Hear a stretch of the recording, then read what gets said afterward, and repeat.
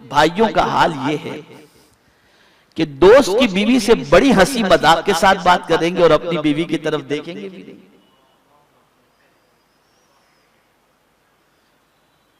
और फिर डंके की चोट पर कहेंगे यार मैं तो भाव भाव नहीं देता हूं मेरी बीवी को, कौन इसकी झंझट मारी में पड़े। और समझते हैं कि ये अच्छा काम कर रहे हैं, ये अच्छा काम कर रहे हैं। ये अच्छा काम नहीं, ये खिलाफ सुन्नत है। एक औरत लिख सकते हो, नोट कर सकते हो तो नोट कर लो। एक औरत अपने शौहर से खास तौर पर 3 चीजों की तलब रखती है और 3 चीजों की ख्वाहिशमंद होती है।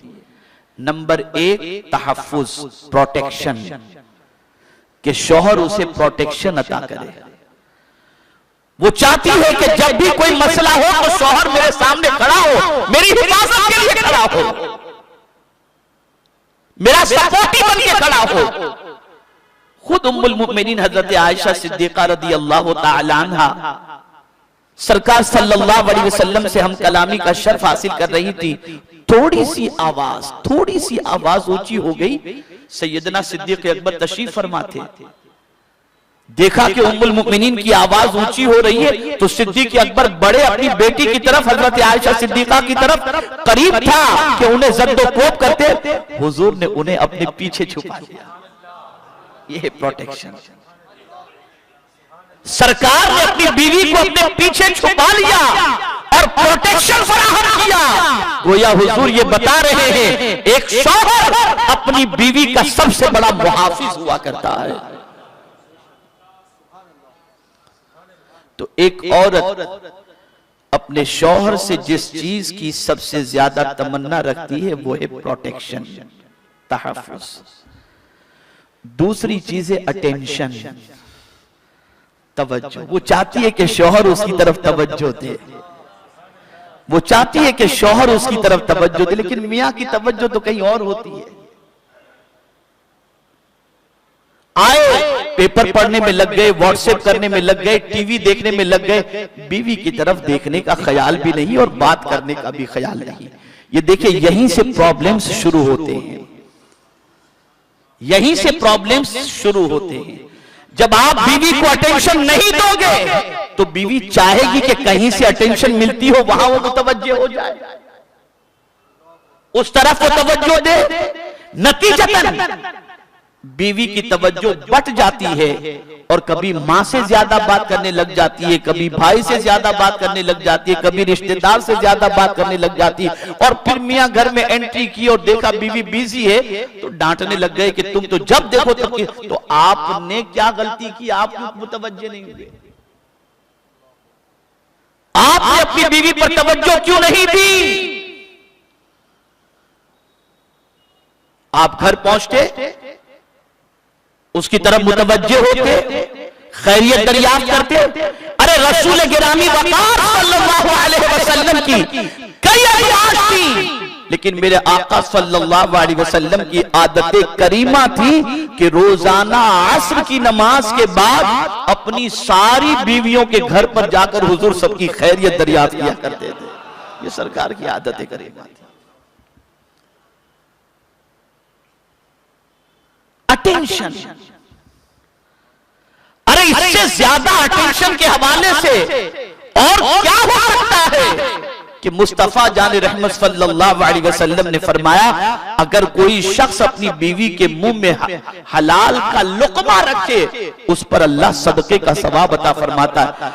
यानी खाने के लिए बैठा है तो खुद ही के पेट भरने में न लगा रहे, वो खाते हुए भी अपनी बीवी पर मुतवज्जे होकर अगर बीवी के मुंह में उसने लुक़मा रख दिया तो मौला उस पर सदके का सवाब अता फरमाता है।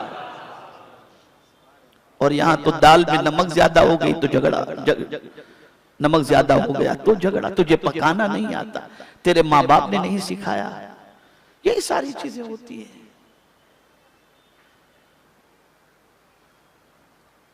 आप मर्द हो, अल्लाह ने आपको सरपरस्त बनाया है, हाकिम बनाया है, तो आपकी जिम्मेदारी है कि आप प्रोटेक्शन फराहम करें, आप अटेंशन रहे, उसकी जरूरियात के बारे में। और जाहिर सी बात है कि जब मर्द की तरफ से औरत की तरफ अटेंशन रहेगा, मर्द अपनी बीवी की तरफ मुतवज्जे रहेगा, उसकी छोटी से छोटी चीज और छोटी सी छोटी जरूरत का ख्याल करेगा, फिर वो औरत कभी जिंदगी में तलाक का न मुतालबा कर सकती है और न कभी वो औरत जिंदगी के अंदर जुदाई को बर्दाश्त कर सकती है। अब मुतवज्जे होना तो बहुत दूर की बात है, बीवी के सोने का वक्त हो तब मियां घर में एंट्री करेंगे। अब उससे बेचारी को, अब तो बम्बई की सिचुएशन तो आप सब जानते हैं, बताने की जरूरत नहीं है, बड़े शहरों में यही होता है। उसे रात को बच्चों को खिला पिला करके सुलाना, सुबह फिर बच्चों को उठाकर यूनिफॉर्म तैयार करना, प्रेस करना, नाश्ता देना, और इसी पर इक्तिफा नहीं, मियां सोए हैं और ये जाकर के बस स्टॉप पर बच्चे को छोड़ने के लिए भी जाएं। फीस का मसला हो तो बीवी जाए, फिर बेचारी वहां से आए, कुछ थोड़ा सा आराम करे न करे तो मियां का खाना तैयार करने में लग जाए। अब आप मुझे बताएं कि अल्लाह ने उसके सीने में भी तो दिल रखा है ना, रखा है कि नहीं रखा? वो किससे बात करेगी जब आप उससे बात करने के लिए तैयार नहीं, जब आप उसको वक्त देने के लिए तैयार नहीं, तो वो अपनी बिपता सुनाएगी किसे? वो बात करेगी किससे? वो अपना गम शेयर किससे करेगी? तो तलाक के असबाब में से एक सबब यह भी है कि मर्द अपनी बीवी की तरफ मुतवज्जे नहीं होते।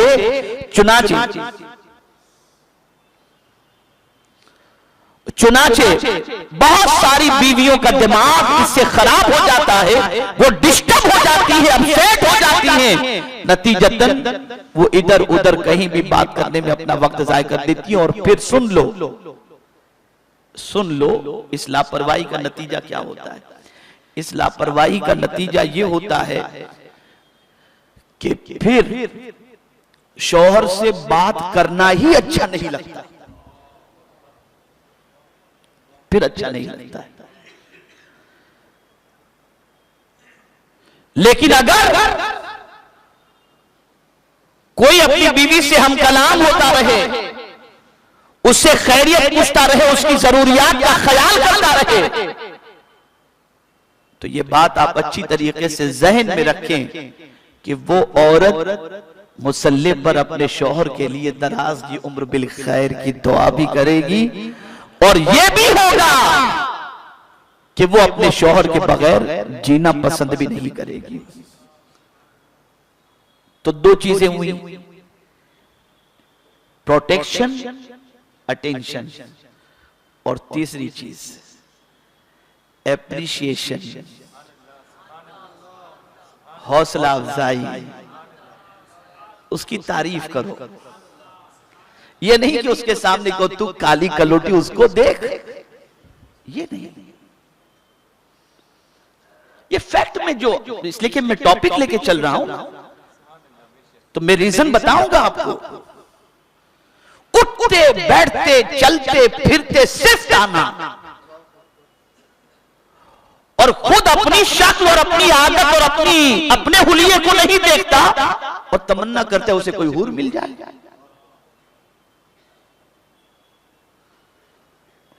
कभी बीवी की तारीफ नहीं, एप्रिशिएशन नाम की कोई चीज नहीं, और औरत चाहती है कि उसकी तारीफ करो।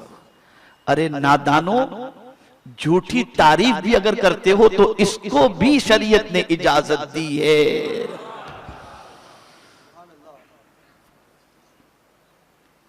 रिश्ता निभाना है, आपने वादा किया है, आपने कबूल कबूल कबूल कहकर उसकी जिंदगी भर के नालो लफ्ते की जिम्मेदारी ली है, आप उसकी तारीफ करो।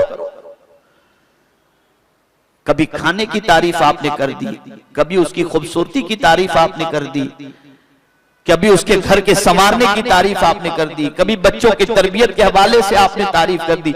आप उसकी हौसला अफजाई करते चले जाओ, वो कभी एहसास कमतरी के शिकार नहीं होगी, और नतीजतन घर रश के जन्नत बनेगा। और ये भी याद रखिए, घर के बारे में कुरान ने क्या कहा है। घर क्या है? खुदा की कसम, जिस तरीके से अल्लाह का घर सुकून की जगह है, ऐसे कुरान ने यह भी कहा वल्लाहु जअल लकुम मिन बुयूतिकुम सकना औ कमा काल, अल्लाह ने तुम्हारे घर को भी सुकून की जगह बनाया। अरे घर भी सुकून की जगह है कि तुम घर में जाओ तो तुम्हें सुकून मिले, लेकिन अब तो घर में जंग ही जंग चलती है। कहां सुकून रह गया? कहां सुकून है? मुझे बताइए। हर घर में आग लगी पड़ी है। शौहर आया तो बीवी बीमार बन गई और गया तो टीवी खोल के बैठ गई। ये सब क्यों हो रहा है? वजह सबसे बड़ी यह है कि दोनों एक दूसरे पर तवज्जो नहीं दे रहे, दोनों एक दूसरे के बारे में मुतमईन नहीं है, दोनों की सोच जुदा है, दोनों की फिक्र जुदा है। और बीवी ये सोचती है कि काश मुझे ऐसा मिलता, और शौहर ये सोचता है कि काश मुझे ऐसी मिलती। अरे बाबा, जो मिल गई वो तुम्हारी किस्मत में लिखी थी, जो मिल गया वो तुम्हारी किस्मत में लिखा था। अब दोनों खुशहाली के साथ अपनी जिंदगी गुजारो। तो ये तीन चीजों का शादीशुदा लोग ख्याल करें। Protection, attention, appreciation. समझ गए ना मेरी बात? मेरे प्यारे आका सल्लल्लाहु ताला अलैहि वसल्लम के प्यारे दीवानों, अब आइए एक और बात कि शादी हो गई, और जब शादी किए थे तब गरीब थे, कोई लड़की नहीं देता था, लेकिन हो गई शादी। बड़ी मुश्किल से एक लड़की मिल गई, शादी हो गई। अब शादी के बाद दौलत आ गई, शोहरत आ गई, इज्जत आ गई, तो अब बीवी में ऐब नजर आने लगे। अब आदमी सोचने लगा, माँ बाप ने कर दिया था, मुझे तो एक से एक पढ़ी लिखी मिल जाएगी, एक से एक सुलझी हुई मिल जाएगी। इसे भी कुरान ने जो है ना बड़े प्यारे लफ्जों में इसका हल फरमाया है। बड़े प्यारे लफ्जों में कुरान मुकद्दस में इसका हल अल्लाह अज़्ज़ व जल्ल ने फरमाया। हो सकता है कोई जाहिल औरत हो, उसके पास तमीज न हो, बात करने का ढंग न हो, और तुम्हारे दोस्त की बीवी बड़ी पढ़ी लिखी हो, हाईली क्वालिफाइड हो, खूबसूरत हो, पहनने ओढ़ने का ढंग हो, ये सारी चीजें हो, और तुम उसे देखने के बाद ये को यार मेरी बीवी तो कहीं तारुफ कराने के लायक ही नहीं, मैं किसको बताऊं कि ये मेरी बीवी है, निहायत ही जाहिल है, ये फीलिंग होती है, और उसका अंजाम तलाक तक पहुंच जाता है। इसका हल कुरान ने क्या बताया?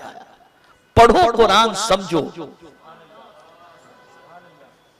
अल्लाह रब्बुल इज्जत जल्ल जलालुहु ने इरशाद फरमाया, वाशिरुहुन्न बिल मारूफ फइन करिहतुमुहुन्न फअसा अन तकरहु शैआ वयजअल अल्लाहु फीहि खैरन कसीरा।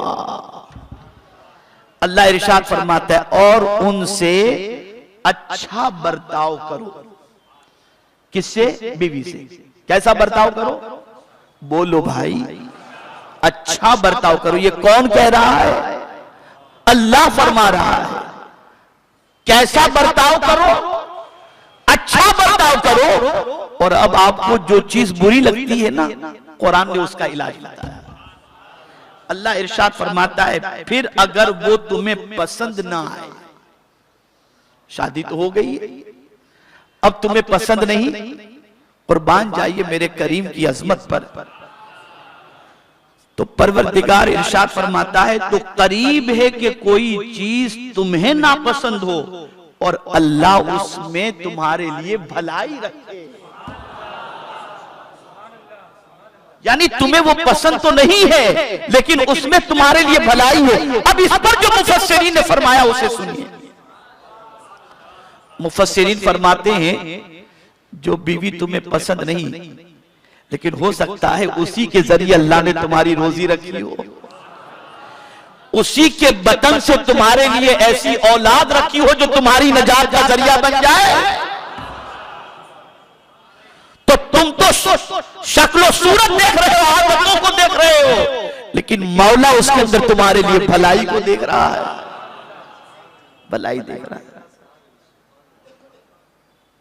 इस पहलू को जहन में रखें। नौजवानों से खास तौर पर मैं अर्ज करूंगा, शादीशुदा लोगों से खास तौर पर अर्ज करूंगा कि इस पहलू को जहन में रखें